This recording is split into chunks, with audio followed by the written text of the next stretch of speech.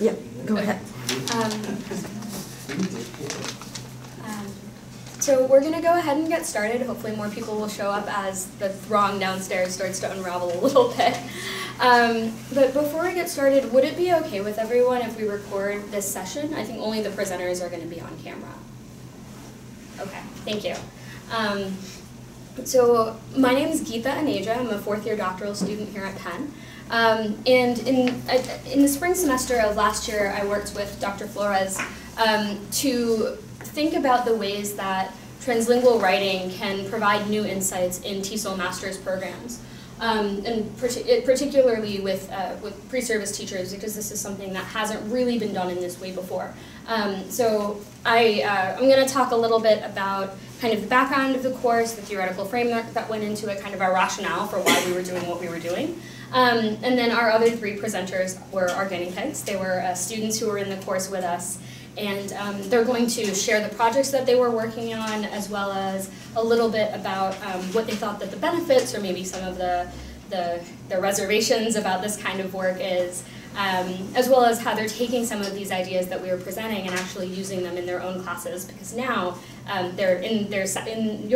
you two are in your last semester, and then we have one recent graduate as well. But so now in teaching and in practice, how they're using some of these different ideas outside of the graduate classroom, which is always a question of bridging the gap between theory and practice. So this project kind of grew out of three overlapping trends in TESOL. And I'll talk about these each in turn, but critiques of nation-state language ideologies, the one language, one nation correspondence, the NNEST movement, which stands for non-native English speakers in TESOL, or non-native English speaking teachers, depending on who you're talking to and what the focus of the article is. But both of those acronyms are very well accepted in the community, in the academic community. And so that's basically thinking about complicating the notion that you have to be a native speaker in order to teach a language legitimately. And the third trend is the rising number of international students in English teaching fields, primarily in the US, but around the world. And I put international in quotes here because when we say international student, we're not talking about somebody from the UK. We're not talking about somebody from Australia or from Canada. What we really mean when we're using that term is someone who didn't necessarily grow up speaking English, who didn't necessarily complete academic coursework in English. And in the case of our classes, I'll introduce in more detail when I talk more about the context, our students were about 80% raised in China. So first off, critiques of nation-state language ideologies. It's a laser too. Yeah. So basically the idea that there's a one language, one nation correspondence, that we're in America speak English, and this was actually a sign that made national news back in I believe 2012 with Geno Stakes in South Philly. But this assumption that because we're in the United States, we speak English, completely ignoring that in addition to English and Spanish, which in many cases are the languages that are most talked about, different the most commonly spoken language other than English or Spanish varies widely by state. Everything from Navajo to Italian to German to Vietnamese to French Creole to French, and Tagalog in California, which surprised me. That associating America with English almost axiomatically, when you look closely at it, is something that breaks down very quickly. And this isn't just a matter of the U.S. and complicating that, but this is actually a screenshot from a YouTube video about a Caucasian, I believe they were third-generation British Hong Kongers. So the family spoke fluent Cantonese. It's an activity I do with a lot of the master's students, is having them close their eyes, listen to the video, or listen to about 30 seconds of the video, talk about what they know about the person, and they'll say, oh, she's from Hong Kong, she's a native speaker, and so on. And then as soon as they open their eyes, she's a foreigner, and they're amazed that a foreigner speaks English so well. So maybe it's time for us to complicate those notions and to try to bring these different languages and different cultures together more harmoniously, instead of constantly trying to think of them discretely and associated with a particular place. The second trend is the NNEST movement, the non-native English-speaking teacher movement, or non-native English speakers in TESOL movement. And this really has kind of what I see as three core strands.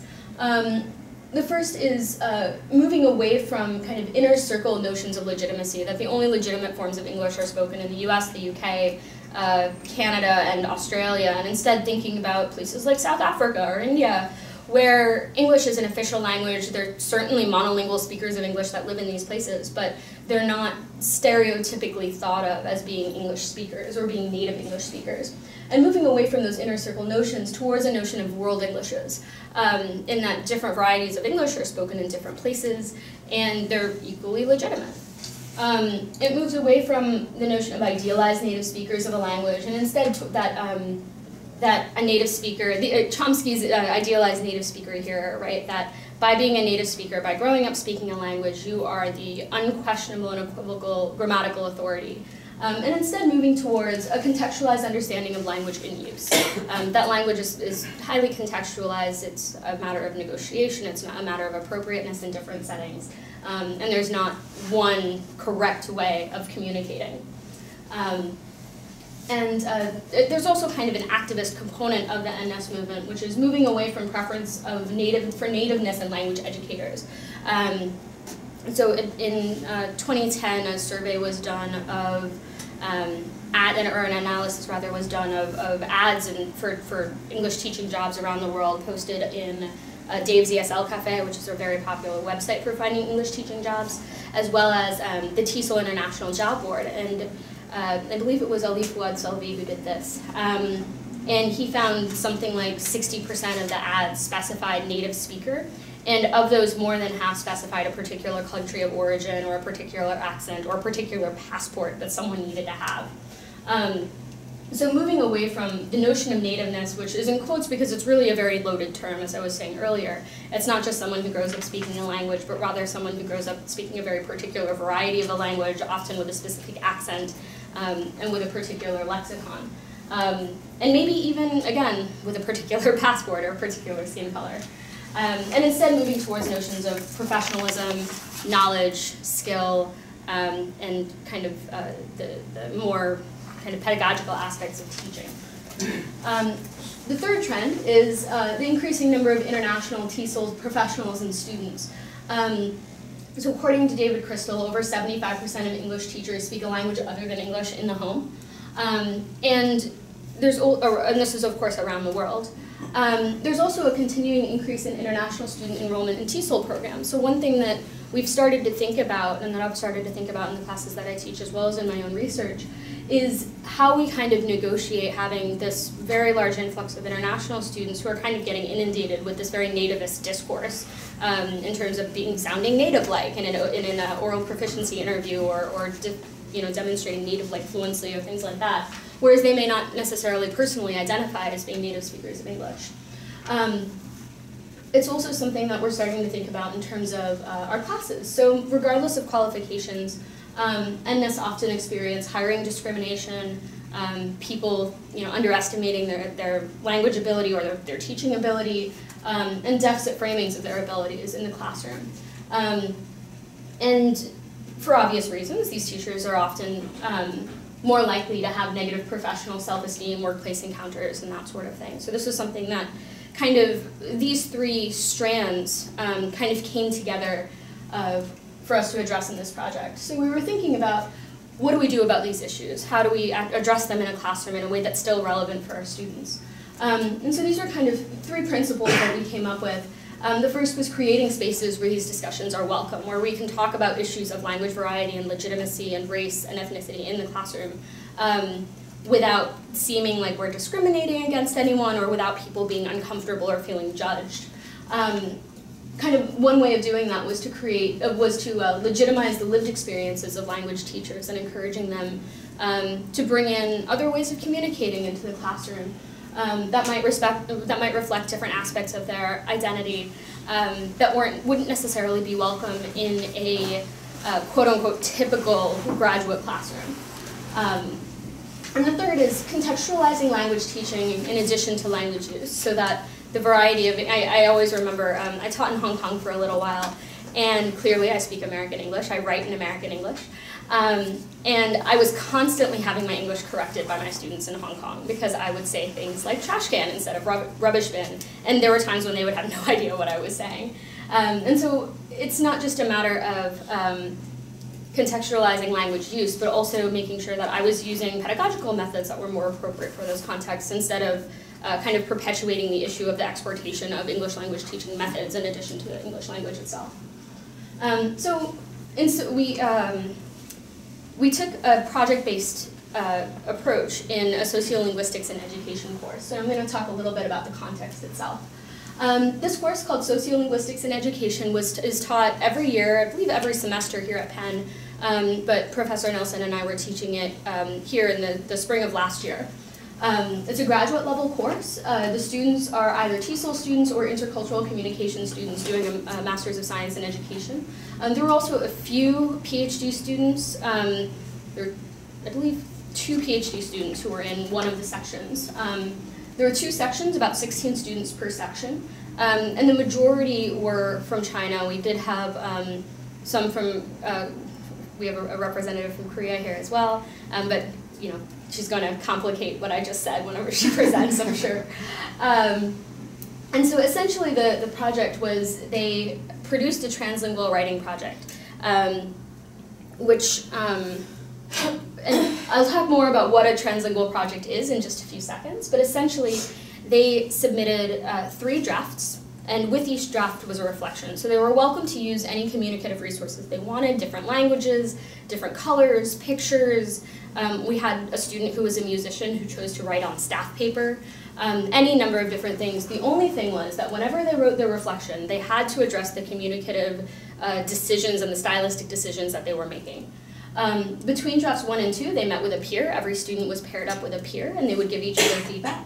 And then between the 2nd and 3rd reflection, they met with either Professor Nelson or myself. So what is a translingual approach to writing? Translingual writing is thought of as a negotiated literacy practice. So rather than having kind of an objective notion of correctness or you know, a one-way communication between an author and a reader, it's something that's negotiated, that the author is taking into account what the reader might be able to understand, and the reader is making an effort to understand what the author is trying to communicate. Writers are welcome to blend different elements of their communicative repertoire, and that should be citing Betsy Rhymes, who's also a professor here at Penn, to develop their own unique voices. What we mean by that is what I was saying earlier about using not just different languages, but varieties of slang, varieties of you know, visual communication, stylistic decisions, all of that. And again, that writers are trying to anticipate the reader's response. So they're taking into account what their reader might be able to understand. And that doesn't mean that the reader needs to understand everything, as you'll see whenever the samples are presented, but rather that these are decisions that are very conscious on the part of the author. And so whenever readers are engaging with these texts, the mentality is not to correct them. The mentality, even when we're giving feedback, is not to kind of find errors and fix them, but rather to give the benefit of the doubt to the author and ask for purpose. And understand the ways that the author might be using language or might be trying to use language to convey their meaning, and then to help them do that maybe more effectively. So Kanagaraja explores different aspects of translingual writing, and he did this in the context of a composition course, but these are terms that our other presenters will be using, so I wanted to just introduce them here. He defined kind of macro level strategies, so strategies that are used more on the level of the piece. And voicing is personal, so how writers are meshing semiotic resources from their different identities and interests. So for example, maybe using different languages, maybe using images, maybe writing on staff paper, and all of these would be kind of aspects of their own identity that are being brought to the piece. Recontextualization is, as the name suggests, contextual. So framing the text according to the desired genre. Is this an autobiography? Is this a video clip? Is this a piece of music? And contextualizing it within a certain genre, within certain expectations or conventions. Interactional, so facilitating the co-construction of meaning that are maybe providing some scaffolding to your readers who may not be familiar with certain varieties that you're using or certain discourses that you're using. And the last is intextualization, so how writers manage text text construction to facilitate voice and meaning. And this could be things like spacing, bolding, maybe changing the colors of different texts, and so on. And these do, as we'll see, somewhat blend together, so there's certainly not hard lines between these different strategies that are being used. And if you don't remember them all, that's okay. And I just wanted to introduce them briefly because they might be used later on as well. So what are the implications of a translingual approach? This kind of reframes the way that we think about language use, and particularly writing in traditionally academic contexts. So rather than framing language difference as a problem, it frames it as a resource for producing meaning and encourages students to bring these resources into the classroom. You don't have to leave your other identities or your other languages at the door. This is something that's welcome and embraced within the classroom. It acknowledges that all students have a wide range of communicative resources and that these resources should be legitimized in the classroom. And it also frames students as being legitimate writers, that errors are subjective. So before we actually gave the assignment, I gave a sample piece that I'd written myself. And instead of writing transfigured, I'd written transifgured. And instead of like pointing this, and it was still underlined in red from Microsoft Word. And instead of like telling me, Geeta, you made a mistake, like why didn't you spell check your paper? One of the students raised their hand, and I don't remember who it was, and asked if it was intentional. And I thought about it, and I was like, well, no, it was a typo, but I'm not going to change it. Like, this actually makes a lot of sense for the word transfigured to be transfigured. And so, yeah. And so errors can be somewhat subjective. It's a matter of negotiation. In that negotiation, we assumed intentionality. They assumed that I had a purpose in doing this. And in that way, it provides space for resistance. So I could, at that point, feel free to say, like, yeah, that was an error. Thanks for pointing that out. Or I could say, like, which I did, like, no, you know, that it wasn't intentional, but I think that this type of meaning that emerged really makes a lot of sense and contributes to the piece rather than detracts from it. So kind of a third thing that this does is it researches and teaches how writers can work with and against dominant language ideologies. So they have the choice to position themselves in different ways. We did have pieces that were more on the academic side and were more kind of more autobiographical and telling stories about the person's own language history. And that was the way that this person wanted, in their reflection, they had explained that they wanted to make sure that Professor Nelson and I, who were the only language that we shared with that student was English, that we could completely understand everything that she was saying and where she was coming from. We also had submissions that were in the form of like a 7th grader's hand-scribbled journal entry to themselves. So, you know, students are free to negotiate how they want to position themselves, but the trick was, this wasn't just a free-for-all. They still had to write a reflection with every draft that they submitted, and in those cases, use more academic language to be able to justify their stylistic decisions. So, I'd like to introduce our 3 panelists, and this is the order you're presenting in as well. So our first is Wanhee Kim, who recently graduated in intercultural communication. You graduated last May, right? Or in December? Last December. This December? Okay, who graduated recently. Mingyue Wang, who's now a 2nd-year master's student in TESOL. She'll be graduating this semester. And Kaini, who's also 2nd year in TESOL. And these last 2 are also currently doing their seminar placement, so they'll be talking a little bit about their teaching placements as well. So before we go on to the panelists, does anyone have questions about kind of the theoretical framework or the context in which we were working? Is there going to be, you're going to run out of time at the end for questions? Yes, we'll have more time at the end for questions. Yeah, I'll wait then. During your Okay, I just wanted to make sure there's nothing glaring that I forgot or something. Okay, I will hand this over.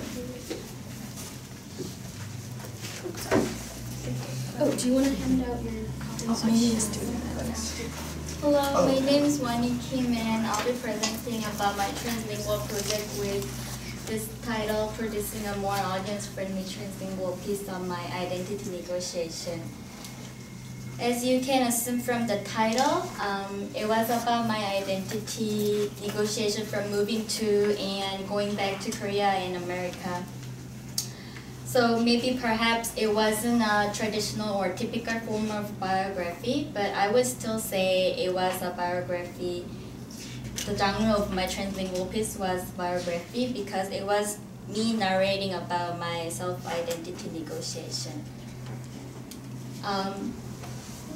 Before I explain in depth, revising my translingual project to a more audience-friendly piece, I would like to present my first translingual project.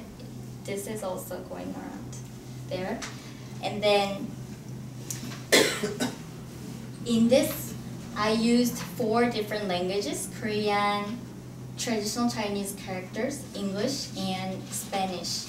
Because in my perspective, they are my communicative repertoire. And after meeting with a peer in Geeta, I changed my first draft to this final draft with some visual cues. And this is a 3-page, second page, and third page.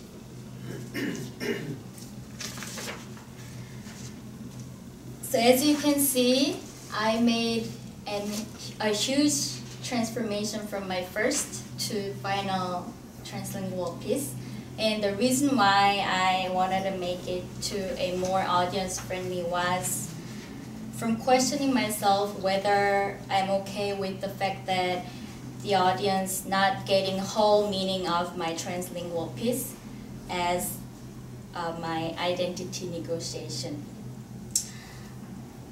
I wanted to make sure that at least anyone who reads my translingual piece can convey that it is about my identity negotiation. So I used some of the following strategies. The first one was interactional strategy. I highlighted in bold some of the English written words so that if you only read these bold in English, you can still get the key message I wanted to deliver. Beside that, I also used contextualization cues to clearly divide a section in relation to in what situation, so in which country I'm negotiating my identity as Wanhee Kim. Here I wrote my name in different way because this is how I would write my name, unlike how it is written in my passport. And to do that, I used the picture cue of the flag of each country and then also the preposition in before the flag picture. And this was one of the suggestions Geeta gave me from our meeting. So it became like this in my final. So at least you can know what situation or in which country I am negotiating my identity in the following section.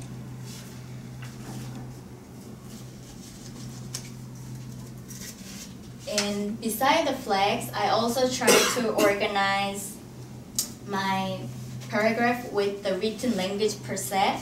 So in the first section, I started and ended the first sentence with Korean and tried to keep English to minimum. Since English was not affecting my Korean identity yet, although I learned and I knew English before coming to the US. In the second section, I started with Korean and ended with English to present my Koreanness starting to negotiate with my English-speaking student abroad state as I arrived to the US high school.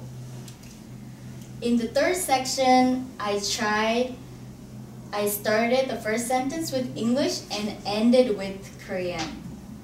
Also, I started and ended a paragraph with English, even though this section is actually in Korea, but to portray my too Americanized identity in the eyes of other Koreans.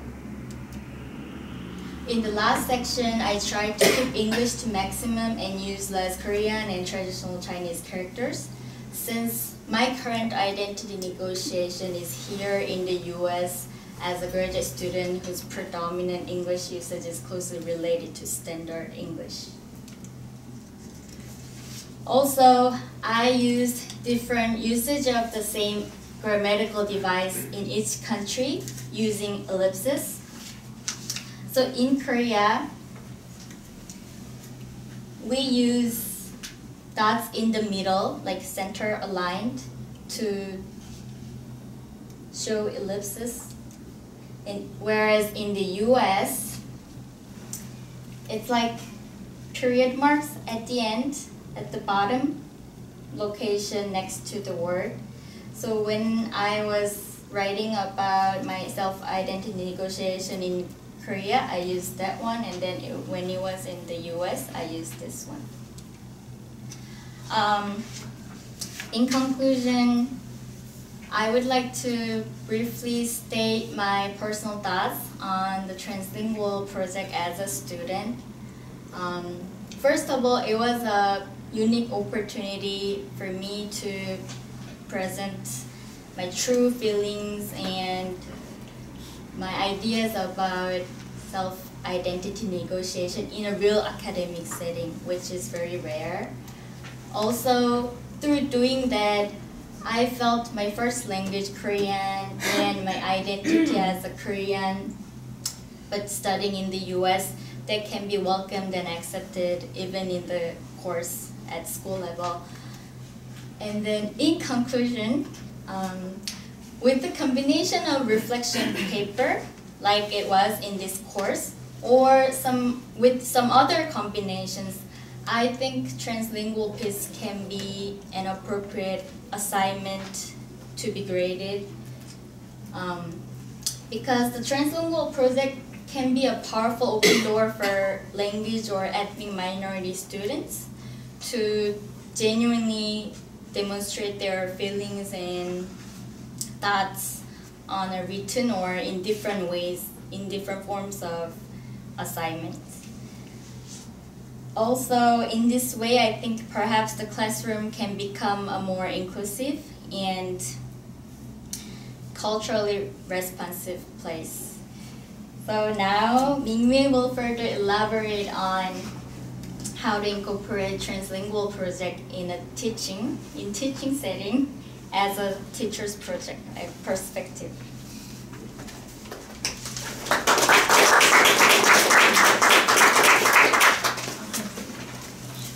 So there are 5 copies of my translingual writing piece. So you can pass around and have a look at the 3 drafts I wrote.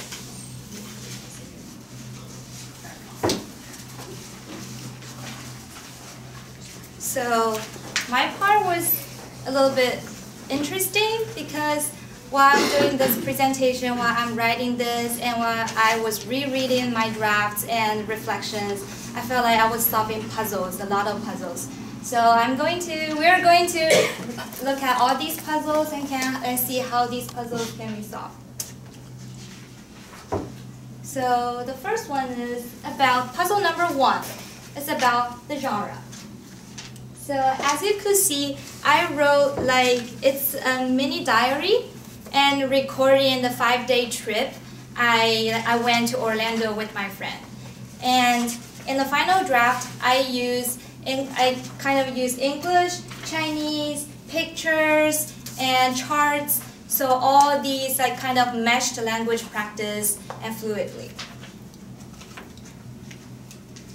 So not as what Wanhee wrote about is her kind of like autobiography of her identity issue in the US as a South Korean.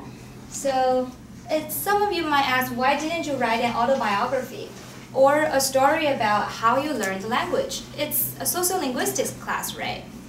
So the reason that I didn't write a autobiography like kind of writing is because, as Geeta said, we were showing some examples of the translingual writing project. And that example being shown to us is about the author narrating herself as how she kind of changed her identity in English or Spanish or Hindi.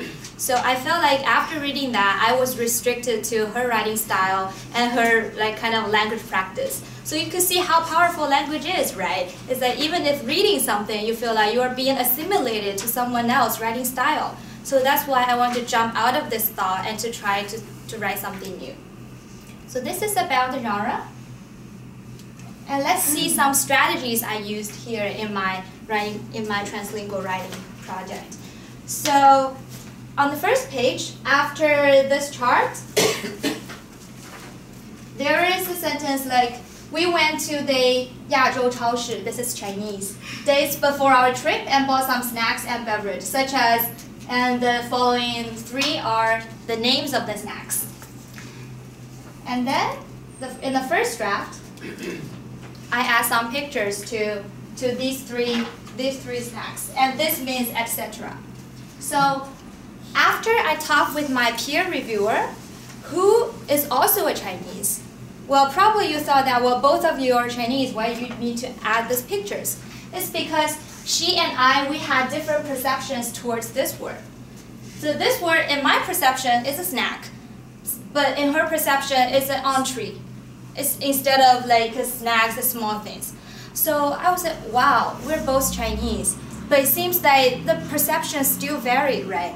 So well, probably I should add some pictures. So I add pictures to all these three snacks to make it like more visualized to readers who didn't speak Chinese. And in my third draft, after I talked with Professor Nelson, it was still interesting that he thought we were going to some place like a local American supermarket or a restaurant to buy all these things. Their food, well, it's reasonable, right? Well, it's reasonable to think that this is a local supermarket or restaurant. Then I told him that it's an Asian supermarket. So then I add another picture to this. So the series of changes and revisions I made here is kind of, well, first I wrote both in Chinese and English. It's a kind of invoicing strategies to demonstrate that I am a language user of both English and Chinese. And also adding pictures and also solving the problems of failing to negotiate meaning is another strategies of recontextualization and also the interactional strategies. And as you could see in my three drafts, there are a lot of other changes and revisions made based on my first draft. Well, there are some places that I didn't revise. So here comes the puzzle number 2. Why didn't I revise? I'll show you some interesting examples. So the first is, I think it's on the diary number 2. It's the second day, Disney World. I wrote like, well, the Chinese means I've never seen so many people here in the US. So it's, well, I've never seen so many people in the US. I felt like I was back in China. People mountain, people sea, and in the Disney park. And Professor Nelson had a question about this one. He asked me why I as a pronoun and C in China as a country were not capitalized. Because conventionally, this sentence should be like this, right? I felt like I was back in China. Even the computer, even your laptop, even Word will correct you, right? After you type a blank here, it would automatically become the capitalized I. Well, I said to him that I wrote it intentionally because in my writing piece, all the lowercase sentences are expression of my inner feelings and thoughts. All the capitalized words like this, all the uppercases are demonstrating a very strong emotion. Like I was surprised, I was amazed by the people mountain, people sea. So many people in a Disney park. A second one is in the first day, Orlando, the second paragraph, saying that, well, the first Chinese means nearby there is a Chinese buffet, and that buffet was so great. And the price was so friendly, definitely within our money, and we even had crabs served. So Professor Nelson's question was, why buffet was written in English while the remaining words were all in Chinese? And also, why didn't I add a picture of buffet like what I did with the crab? And he also had a question of why I used the price was friendly. So this adjective is not commonly used to describe the price. You usually say the price is high, the price is low. And like within our money, which is not conventionally grammatically correct English? Well, then I explained that I tend to use buffet a lot, even if I am talking with my Chinese friends, because this word is easier to pronounce than its Chinese counterpart 自助餐. There's 3 characters in Chinese, but in English buffet is only 1 word. It's easier. Right? Well, I'm a lazy person. And then about the friendly, this is also like the transliteration from Chinese to English. So in Chinese, we would say the price was friendly, and in Chinese it was totally correct. It makes sense. So I'm kind of transliterating from Chinese to English, and this turned out to be like that. And also, it's like the pictures. Why did I add pictures? It's because above this paragraph, I had a lot of pictures. So I don't want this paragraph to be picturing dense. So this is the reason that why I didn't revise. So I'm trying to telling Professor Nelson my intentionality and my reason to I didn't revise and how I believe this could make the negotiation successful. Well, so you heard a lot of my examples of I didn't revise after I taught with my professor. That professor gave me a lot of useful feedbacks. So here's the puzzle number 2. Why didn't you take your professor's suggestions seriously, right? It's your professor, it's not your peer reviewer. Well, seriously? Well, I'm saying that I did take his feedback into consideration before I wrote my 3rd draft, definitely. Well, the reason I didn't change is at what Geeta said is the resistance to change, the resistance to revise, and also that errors are subjective. And also as long as I can justify my intentionality in writing this, then why should I change it? It's my linguistic identity of a bilingual user of both Chinese and English. So this is generally the writing piece, the writing project that I've done. And so let's talk about the changes this writing project brought to me and what I benefit from doing this writing project. So currently I'm teaching at a adult ESL course, community-based adult ESL class and associated with Penn. And the first thing I learned from this project is to try not to judge students' language use. So I'll give you some examples. So while I was teaching time prepositions on, in, and at, and students are making sentences using this in different contexts. And one student said, I very often go grocery shopping on weekends. Conventionally, grammatically, this sentence should be like, I go grocery shopping on weekends, or I go grocery shopping very often. Typically, we add the adverb. If the frequency word is modified by an adverb, then that part goes after the verb. It's I do something very, very often.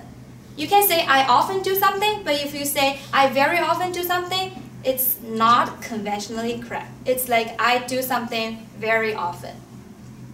So while I heard about that, well, that student is also a Chinese. So in Chinese, the transliteration of Chinese of this sentence to English is exactly this word order.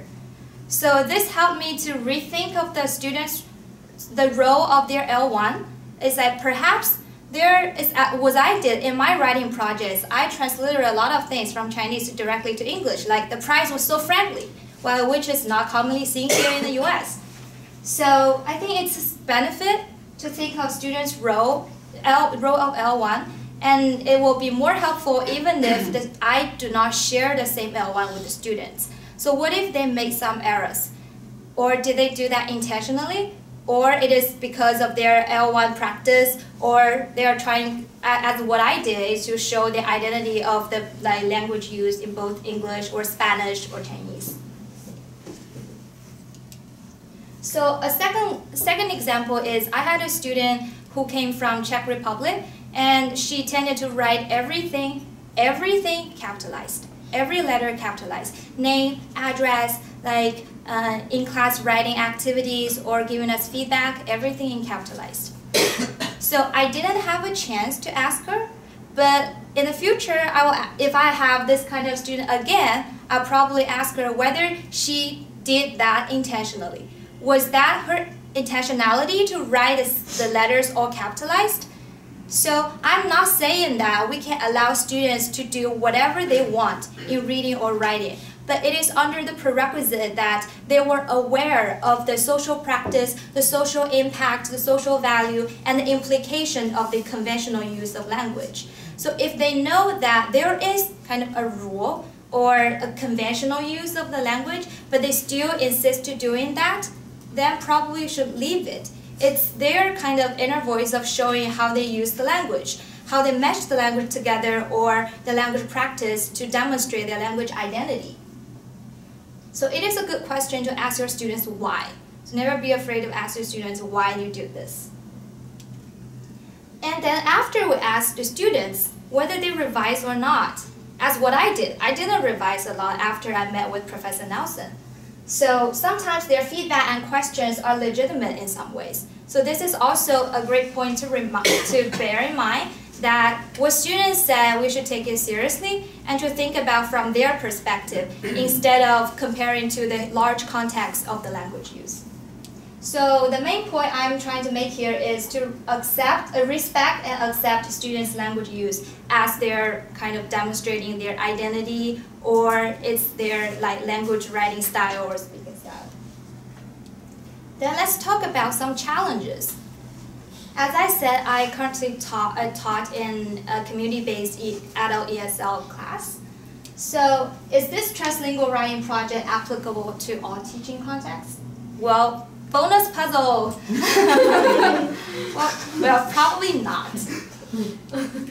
So while I was teaching, I have thought about applying this translingual writing project to my students, but as the institution does not allow us to use languages other than English. So my class is really an English-only class. So whenever we hear students talking in language other than English in the classroom, teachers, we are supposed to go ahead and then direct them back to the English use. So, and another constraint is, well, it's interesting is that, well, students, they come here once a week, 2 hours. They come here to learn English. So if I am here standing in the classroom saying that, now you can use languages other than English to speak and write for everything, whatever you want. You can even draw something. Well, some students will say no. They say that I come here to learn English. Why you ask me to do something other than English? So it really depends. So whether this project can be applied to the teaching context, it really depends on the institution and your students that you're paneling with. So these are the challenges that I faced with, but there is definitely some space for the translingual writing project to be applied in teaching context. And let's hear what our last but not least presenter, Kaini, is going to talk about. Thank you. Thank you, Mingyue. Thank you so much for the great introduction. Now everyone's so curious about the successful translingual language class. So my project is also about language and identity. Before I tell you more about my project, I would like to show you. That's why I don't have handouts.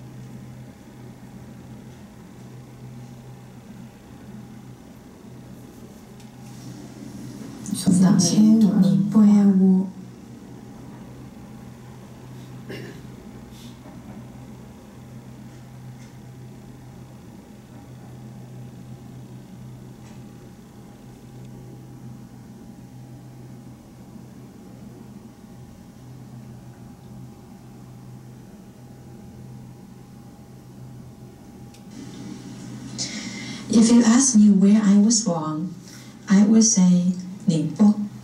If you ask me where I grew up, I would say Ningbo, Chongqing. If you ask me where I had my best memories, I would say Ningbo, Chongqing, Shanghai. If you ask me where I am from, considering the language I speak, sorry, I don't have an answer for you. I would say, 我是宁波人，我是重庆人，我是上海人。Because I have connections with all these places. Is language a connection? Of course, yes.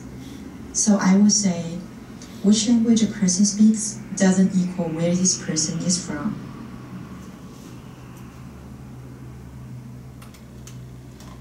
So, yeah, that's... Here we go. That's my Translingual project. As you can see, my Translingual project begins with a question. My friends, usually my friends from China, will always ask me, where are you from exactly? When they hear me speaking different dialects with different people, and because they associate one language, one dialect specifically with one city, one location. And my project ends with my answer to the question, what language I speak does not equal where I come from. Because I see myself as a legitimate user of both three dialects, these three languages. So my project is basically saying no to the nation-state language ideology, as Geeta mentioned. So as people usually know as one nation, one language, language ideology. In my case, this is one language, one dialect, one city. I'll talk about some highlights and strategies I used in my Translingual project. So first of all, as you can see, my project is different from my peers. It's not a written form. It's not a traditional written form. It's PowerPoint slides.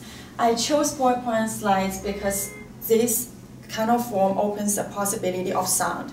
For the dialects I speak, they don't have written forms. So sounds become really important for my readers to experience what language I have, to experience I speaking these languages.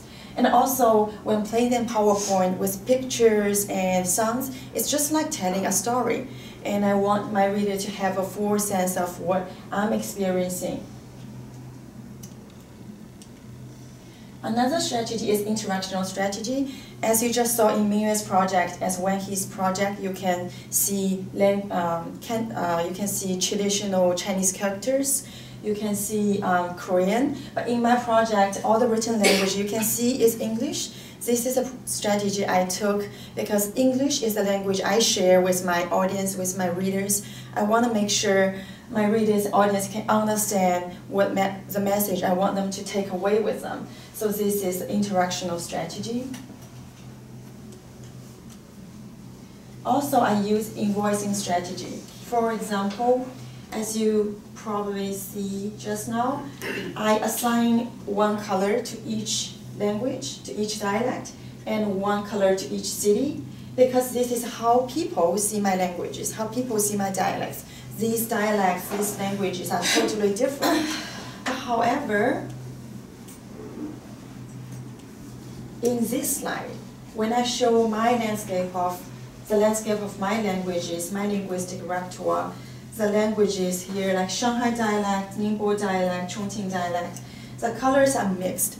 This is, I made this intentionally to show that my languages interact with each other. They cannot be separated, and my intention was to move toward a hybrid and complex mixture of languages. And also, as you just heard the sound, it's not me speaking one language at a time. It's I record myself speaking one language, and I mix all the sounds together, so you hear the combination of sounds of the combination of dialects I speak. In textual strategy, I used here, as you can see, the background. The light blue square represents Mandarin, and all the dialects that I speak fall into this, are in this square, because in literature, a lot of linguistics think dialects in China are just variations of Mandarin, and this is also how I see that. That's why these dialects are in this square, and also my way to organize all the different circles, like work, my college time, my school year, my family, my friends. The organization of the shape is also a textual strategy for my readers to better understand what's the relationships among my languages. About recontextualization strategy, you are probably, I think at least some of you are probably very familiar with this. It's Facebook, and these are Facebook events. So this event is Chongqingese gathering, which is supposed for only for people who come from Chongqing, who can speak Chongqing dialect, and Shanghainese gathering, Ningboese gathering. I intentionally make these events. I use Photoshop to intentionally make all these events at the same day, and also at the same time. It's my way to show that I really cannot be, all the languages cannot be separated. It's really a combination of all the languages I own. I'm saying I'm going to all these events, which are at the same time. This is not what we see in our daily life. So this is just my way of saying I am multilingual, and I am not multilingual composed of 3 different monolinguals. These languages interact with each other. And I love the Translingual project, as just Mingyue said. As a pre-service teacher, the Translingual project really gave me new perspectives to look at my classroom, to look at my students' linguistic repertoire. And here I will talk about one successful example of my class. So this semester I'm teaching Mandarin Chinese in a Sunday Chinese school. My students are all adolescents, and they are all heritage students, which means their parents are all Chinese immigrants. And these students come to the class just to learn more about Chinese language and culture. I try my best to encourage my students to use their entire linguistic repertoire. I see them legitimate users of both Mandarin and English, and also some of them legitimate users of English, Mandarin, Cantonese, and maybe Fujian dialect. So in my class, there is no rule as Mandarin only. I always ask my students to do homework. No one likes homework. So there was once I said, come on, you have to do homework. Doing homework is worse. 你们的 while 你们的 in Chinese means your. So usually when we say that in English, it's doing something is worthwhile. Doing your homework is worthwhile. But I mix these 2 languages together and create this creative phrase. It's doing homework is worse. 你们的 while. All students burst into laughter. They found it really interesting to read this phrase. And after that, every time at the end of class when I say, come on, don't forget the homework, write down the homework, don't forget the homework, and students say, yeah, I know, it's worth 我们的 while. Yeah, it's really interesting. And last week in the class, we learned a very traditional Chinese story about Sima Guang. This story is about a very smart kid whose name is Sima Guang. He used a piece of rock to smash the water tank to rescue his friend who was drowning in the water tank. After we learned all the phrases, vocabulary, all the grammar, instead of asking my students to recite the text solely in Mandarin Chinese, I just gave them flashcards with the vocabulary and grammar and sentence patterns we learned in Mandarin Chinese, and I asked them to create their own story of Sima Guang. It turned out to be really interesting and successful. In one group story, Sima Guang is no longer a kid. Sima Guang is an old granny. And in another group story, Sima Guang is not even a human being. Sima Guang becomes a snake. Which is really amazing, because if I ask my students to do Mandarin only, they will never come up with this kind of story, because I haven't taught them how to say snake in Mandarin Chinese, how to say old granny in Mandarin Chinese. And I feel like by using all the languages my students have together in the language class, in this kind of activities, my language class is more interactive and the students are more motivated. Most of my students are not willing to come to the Sunday Chinese school. Sunday Chinese school really has a bad reputation. So most of them are actually forced by their parents to come to a Sunday Chinese school because their parents don't want them to lose their heritage language.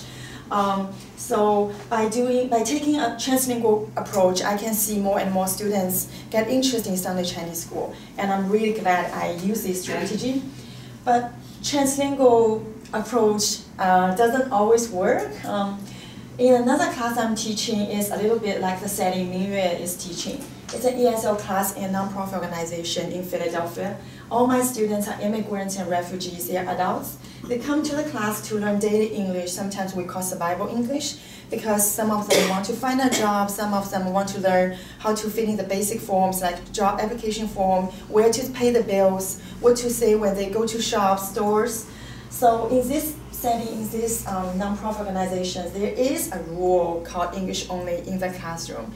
And students all expect the teachers and other peers to speak English and English only.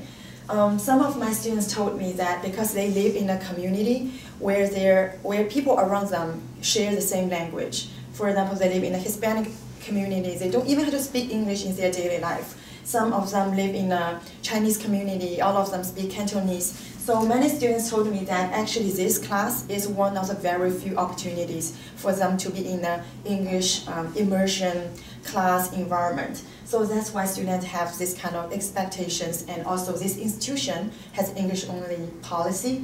So in this class, I really haven't tried translingual project, and I even never mentioned this because I feel like my students won't welcome this kind of project approach, and I feel like they won't understand. And maybe the English only can just help them to find out how to finish job application in the 3 months course. So just as Mingyue said, yes, the teaching context really matters.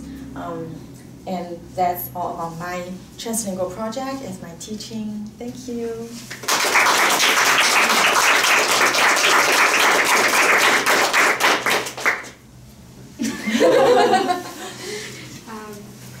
So thank you all for coming. We have about a half an hour, so I was thinking we could kind of maybe move the chairs into a circle and have a discussion if you have any questions, of course.